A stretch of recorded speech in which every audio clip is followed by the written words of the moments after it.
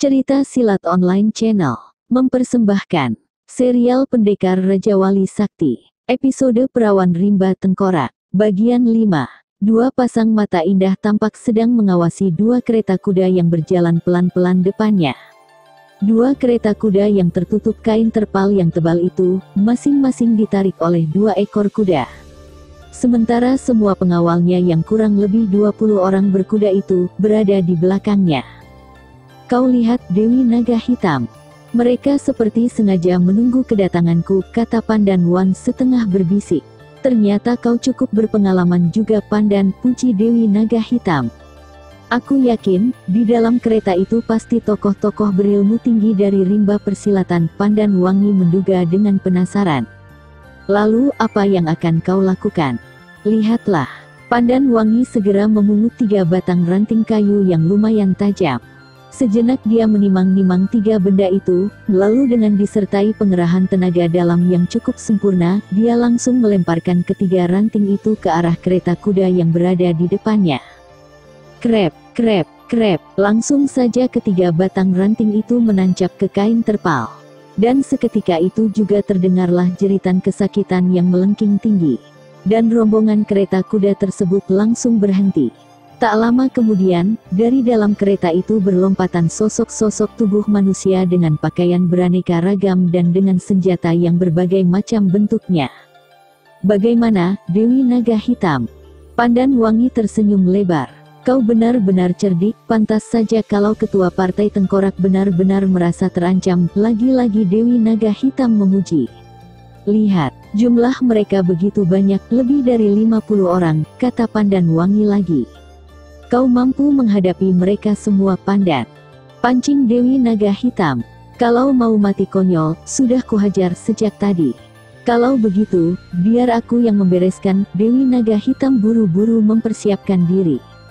Apa yang akan kau lakukan? Tanya Pandan Wangi kaget. Lihat saja. Ular hitam pekat itu langsung mendesis berkali-kali. Kepalanya terangkat naik ke atas seraya bergoyang-goyang ke kiri dan ke kanan. Pandan Wangi tertegun memperhatikan dengan pandangan tidak mengerti. Tapi, ia sangat terkejut begitu menyaksikan apa yang terjadi selanjutnya. Entah dari mana datangnya, tiba-tiba orang-orang partai Tengkorak yang dibantu oleh tokoh-tokoh rimba persilatan sudah dikepung ribuan ular berbisa, baik besar maupun kecil. Suara-suara mendesis langsung terdengar memenuhi udara sekitarnya. Bau amis pun segera menyeruak menusuk hidung dengan tajam. Ular-ular yang semakin bertambah jumlahnya itu pelan-pelan bergerak mendekati orang-orang yang mengelilingi kereta kuda itu. Sedangkan kuda-kuda yang menarik kereta mereka, meringkik-ringkik ketakutan melihat ular-ular itu. Aneh, ular-ular itu seperti sengaja memberikan jalan keluar bagi kuda-kuda yang lari ketakutan itu. Pandan Wangi benar-benar kagum menyaksikan pemandangan yang aneh dan mengerikan itu. Sementara 50 orang yang terkepung tampak menggigil ketakutan, melihat ular-ular yang begitu banyak semakin rapat mengepungnya. Ulurkan tanganmu ke arahku, Pandan, kata Dewi Naga Hitam. Pandan Wangi terkejut mendengar permintaan itu. Sungguh, seumur hidupnya gadis itu belum pernah memegang ular. Bahkan dia paling jijik dengan binatang yang satu ini. Tapi dengan permintaan Dewi Naga Hitam tadi, dengan ragu-ragu Pandan Wangi mengulurkan tangannya dan memegang tubuh ular hitam pekat itu. Mendadak saja, rasa takut dan jijik hilang seketika begitu tubuh ular itu membelit pinggangnya. Bahkan Pandan Wangi membiarkan saja ketika kepala ular hitam itu berada di pundaknya. Ayo keluar, Pandan. Kau bisa memanfaatkan mereka untuk menghancurkan partai Tengkorak, kata Dewi Naga Hitam. Tapi, jangan takut, rakyatku tidak akan mengganggumu. Dengan aku berada bersamamu, kau akan dianggap sebagai wakil Satria Naga Emas. Mereka akan langsung tunduk pada perintahmu. Dewi Naga Hitam meyakinkan. Pandan Wangi percaya saja pada kata-kata Dewi Naga Hitam. Dan tanpa ragu-ragu lagi, dia langsung melompat dari persembunyiannya. Setelah beberapa kali berputaran di udara, dengan mudah Pandan Wangi menjejakkan kalnya tepat di barisan belakang ular-ular yang mengurung sekitar 50 orang itu. Kedatangan Pandan Wangi yang tiba-tiba itu langsung membuat orang-orang itu terkejut. Apalagi di tubuh pendekar wanita itu terbelit seekor ular hitam yang besar. "Jadikan mereka pengikutmu, Pandan," kata Dewi Naga Hitam. "Untuk apa?" tanya Pandan Wangi berbisik. "Kau perlu pengikut untuk menghancurkan Partai Tengkorak. Paling tidak mereka bisa meringankan pekerjaanmu." "Baiklah," kata Pandan Wangi menyetujui gagasan itu. Ular-ular di depan Pandan Wangi segera menyingkir memberi jalan begitu mendengar perintah dari gadis itu. Dan dengan langkah anggun bagaikan seorang putri kerajaan, dia mendekati 50 orang yang rata-rata sudah pucat pasi semua itu. "Siapa di antara kalian yang jadi pemimpinnya?" tanya Pandan Wangi lantang. Sepi. Tidak ada seorang pun yang menyahut pertanyaannya. "Siapa pemimpinnya? Jawab, atau ular-ularku yang akan memaksa," gertak Pandan Wangi bersungut. Aku," salah seorang maju ke depan dengan takut-takut. Pandan Wangi memperhatikan laki-laki yang usianya sekitar 50 tahun itu. "Siapa namamu?" tanya Pandan Wangi. Suraprabha," jawab orang itu terbata-bata. "Dengar, Suraprabha, dan kalian semua. Hari ini aku bermurah hati tidak akan melenyapkan kalian." Pandan Wangi mulai membuka taktiknya. "Oh, terima kasih. Terima kasih, Den Ayu," kata Suraprabha seraya membungkuk beberapa kali. "Tapi kalian harus berjanji, tidak akan kembali lagi pada Partai Tengkorak," sambung Pandan Wangi tegas. Seperti ada yang memberi komando saja, mereka semua langsung melepaskan segala macam tanda yang berhubungan dengan Partai Tengkorak. Sehingga mereka hanya mengenakan celana sebatas lutut saja. "Kami berjanji, kami akan setia kepada perintah Gusti Ayu," kata Suraprabha seraya menjatuhkan diri berlutut. Yang lainnya segera saja ikut berlutut dan menundukkan kepala. "Bagus. Aku tidak akan segan-segan menjatuhkan tangan, jika di antara kalian ada yang coba-coba membangkang," ancam Pandan Wangi. Sejenak Pandan Wangi memberikan isyarat, serta merta ular-ular yang mengepung mundur, begitu Dewi Naga Hitam yang membelit pinggang Pandan Wangi mendesis. Sementara 50 orang tersebut masih berlutut, sampai ular-ular yang memenuhi tempat itu hilang ke dalam semak-semak belukar. "Ada satu hal lagi yang perlu kalian ketahui, siapa yang mencoba lari dariku pasti akan mati oleh ular-ularku." "Mengerti, mengerti, Gusti Ayu," jawab mereka serempak. Pandan Wangi segera tersenyum senang. Dalam hati dia berterima kasih sekali atas bantuan yang diberikan oleh Dewi Naga Hitam. Dia yakin, tanpa ular hitam itu, mustahil bisa menaklukkan 50 orang tersebut. Tapi Pandan Wangi pun segera menyadari bahwa orang-orang seperti mereka mudah untuk berpihak pada siapa saja. Tegasnya, mereka juga tidak segan-segan untuk berkhianat demi kepentingan dirinya sendiri. Makanya Pandan Wangi tidak ingin berlama-lama berhubungan dengan orang-orang seperti mereka. Dengan langkah tenang, Pandan Wangi segera berjalan kembali menuju sungai kecil dekat goa. Dia memang menjadikan tempat itu sebagai markas untuk menyusun kekuatan dalam menghadapi Partai Tengkorak. Tekadnya sudah bulat sekarang, dia hanya menghancurkan partai itu sampai ke akar-akarnya. Darahnya jadi mendidih kalau mengingat kepalanya hanya dihargai 1000 keping uang emas. "Aku rasa, 50 orang belum cukup untuk menghadapi Partai Tengkorak Dewi Naga Hitam," kata Pandan Wangi berbisik.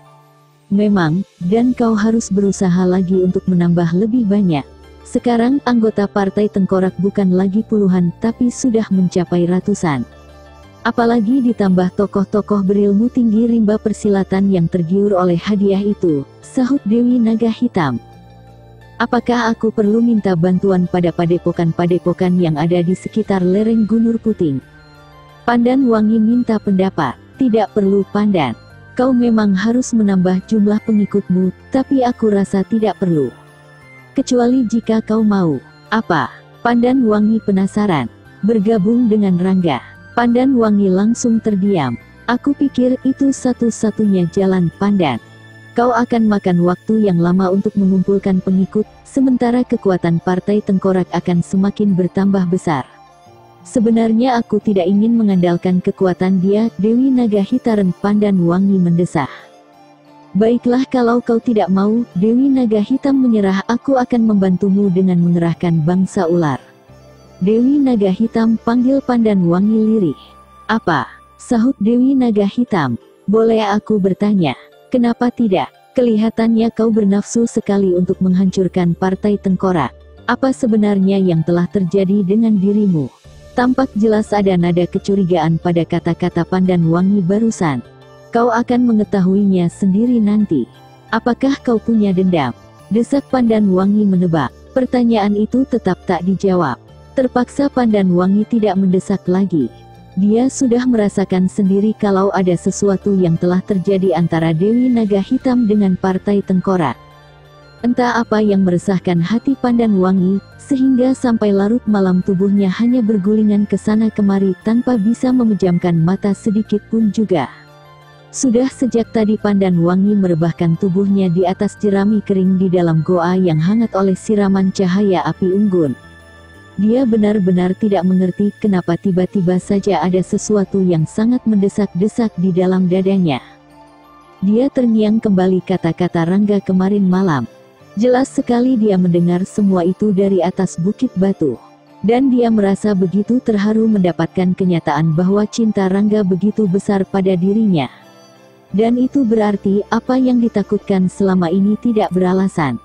Rangga, seandainya kau tahu bahwa aku juga benar-benar mencintaimu, desah Pandan Wangi lirih. Pelan-pelan dia beranjak dari tidurnya. Kemudian melangkahkan kakinya keluar dari goa itu. Dia hanya berdiri mematung sambil menyandarkan tubuhnya di dinding mulut goa yang dingin. Semilir angin malam yang membelainya dengan lembut membuat tubuh Pandan Wangi kedinginan. Sejenak dia mengedarkan pandangannya berkeliling pada sekitar goa tersebut. Tampak 50 orang yang sudah menyatakan setia padanya, sedang tidur pulas. Dan beberapa di antaranya berjaga-jaga di dekat perapian. Pandangan gadis itu mendadak terpaku pada satu sudut yang agak tinggi. Tampak samar-samar sesosok tubuh putih sedang berdiri tegak memandang ke arahnya. Meskipun dalam jarak yang cukup jauh, namun Pandan Wangi dapat memastikan siapa orang itu. Rangga, desisnya pelan. Ingin rasanya dia menghampiri pemuda itu. Tapi kakinya terasa berat untuk melangkah. Dia begitu yakin, kalau orang itu adalah Rangga kekasih yang sangat dicintainya. Oh, mendadak gadis itu tersentak ketika tiba-tiba orang yang dipandanginya itu lenyap. Segera dia berlari ke tengah-tengah lapangan yang ada di depan goa.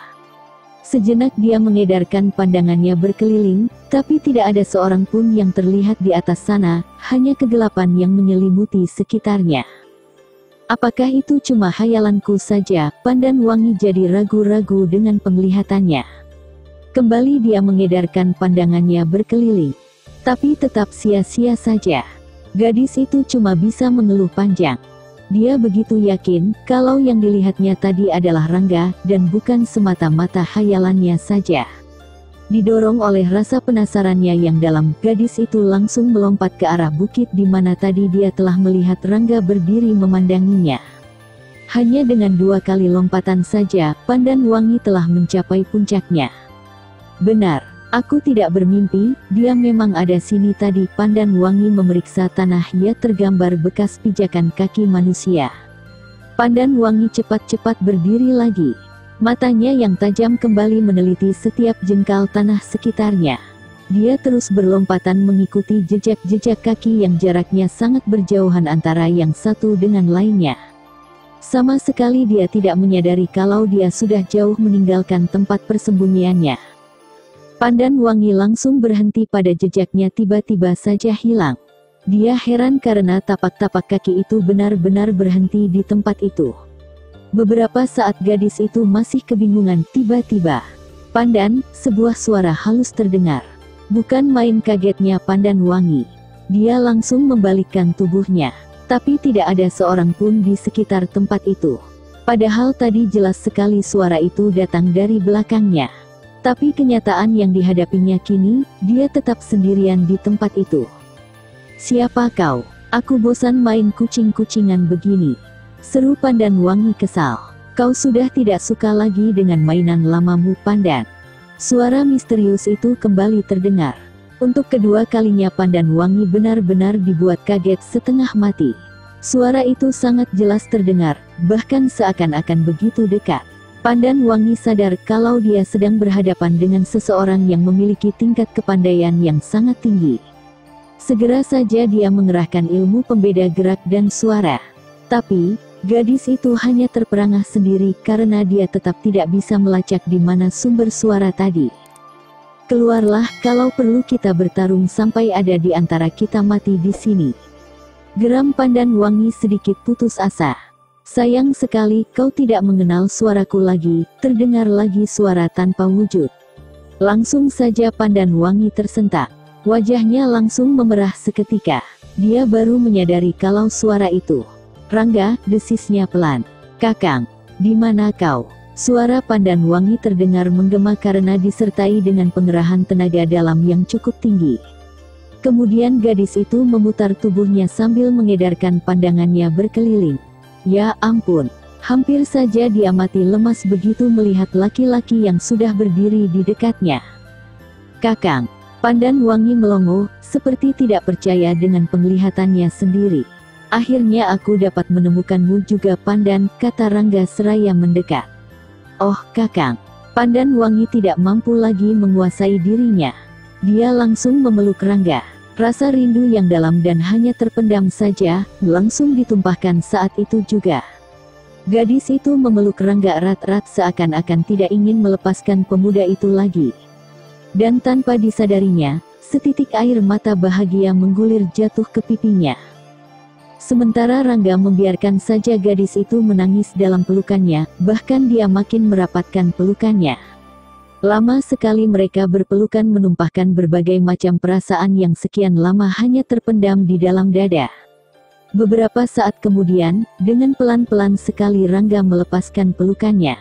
Kedua tangannya mencengkeram gadis itu. Seketika dipandanginya wajah cantik itu lekat-lekat. Aku mencintaimu, Pandan, bisik Rangga lembut. Kakang, jangan tinggalkan aku lagi, balas Pandan Wangi tersedak. Tidak, sayang. Aku pun ingin selalu bersama denganmu. Sementara itu di atas sana, Sang Dewi Malam seakan-akan tersenyum melihat kebahagiaan mereka. Sejenak Rangga merenggangkan pelukannya kembali, kedua tangannya mencengkeram bahu gadis itu. Beberapa saat lamanya mereka hanya saling berpandangan saja. Tidak ada lagi kata-kata yang mampu terucapkan.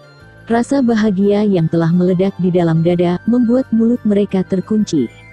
Namun san dan sinar mata mereka lebih berarti dalam menyiratkan kata-kata indah yang tak bisa terucapkan. Sejenak Rangga membelai-belai lembut pipi gadis itu. Pandan Wangi diam saja, bahkan dia memejamkan mata untuk lebih menikmati belayan pemuda itu. Pandan, bisik Rangga lembut. Pandan Wangi membuka matanya perlahan-lahan. Banyak yang ingin dikatakan Rangga saat itu, tapi sulit untuk diucapkannya. Tenggorokannya mendadak serasa kering, dan lidahnya jadi kaku seketika. Perlahan-lahan dia mendekatkan wajahnya ke wajah Pandan Wangi. Semakin dekat wajah mereka, semakin terasa hangat napas mereka menerpa wajah. Kembali Pandan Wangi memejamkan matanya. Bibirnya yang selalu merah bergerak-gerak menggeletar setengah terbuka. Mendadak Rangga merasakan tubuh Pandan Wangi bergetar hebat dalam pelukannya. Pandan, kau kenapa? Tanya Rangga cemas. Aku, oh. Pandan Wangi segera menyurutkan wajahnya ke dada pemuda itu. Rasa malu langsung menghinggapi dirinya. Rangga hanya tersenyum tipis. Dia menyadari kalau gadis itu belum pernah disentuh laki-laki. Aku mencintaimu, sayang, bisik Rangga pelan. Kakang. Bersambung ke cerita silat pendekar Raja Wali Sakti. Episode Perawan Lembah Tengkorak. Bagian 6. Masih bersama cerita silat online channel. Jangan lupa like and subscribe, terima kasih.